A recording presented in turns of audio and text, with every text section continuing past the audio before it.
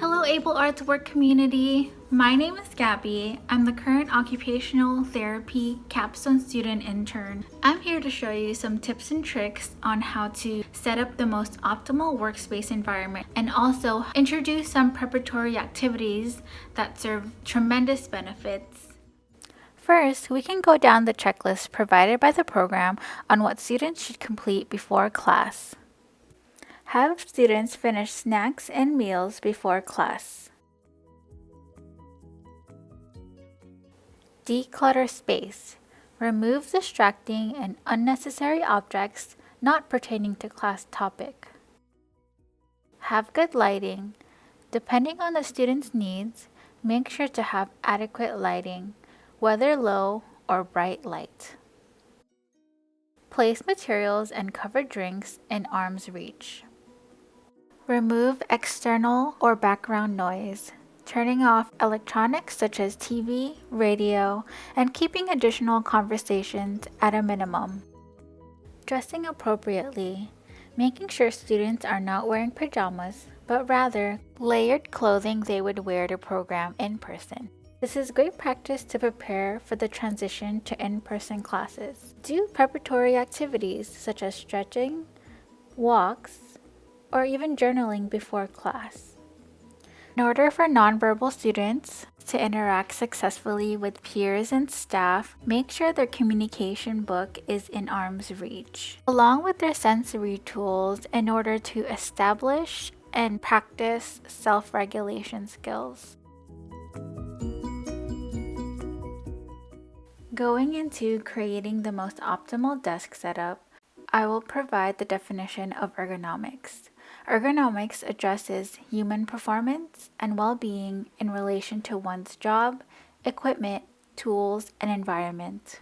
I will show you how to create the most optimal desk setup and body posture to ensure safety and prevent injuries and/or body pain. Chairs should be adjusted so their body position and angles are close to 90 degrees at the elbows, hips, and knees.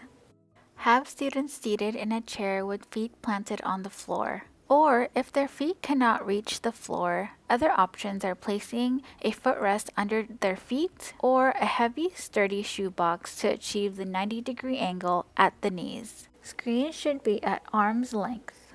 The top of the laptop screen or computer screen should be at eye level. A recommendation is to use a kickstand and/or sturdy household items to raise the laptop or computer screen to eye level. Having an external keyboard and mouse is beneficial to avoid excessive reaching. The proper positioning of a camera is directly in front of the face, at chin or eye level.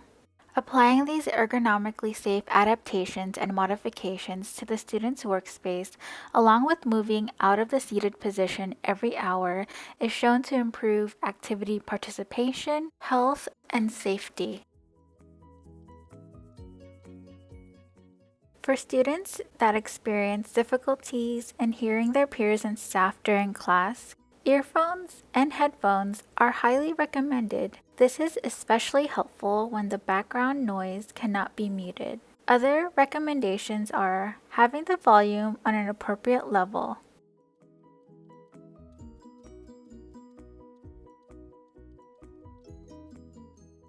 For students that have difficulties taking breaks during the day, utilizing a visual schedule like this can help them keep track of time. An electronic reminder to take breaks during the day may also help. During their breaks, it is beneficial to have an opportunity to have access to daylight and/or green and blue scenery. Research shows that green and blue space types yield positive effects on both short-term and long-term health. If students are easily distracted by objects near them during class, whether they have completed their activity early or are just not interested in the class topic, here are some ideas to implement. Remove unnecessary items within reach. Have them write or draw in their journal based on class topics to share at the end of class. If students experience outbursts or you have observed frustrations, either physical, verbal, or nonverbal gestures, here are a few tips to implement and/or redirect the event. Naming their emotions using the zones of regulation, then choose an activity to address the emotion.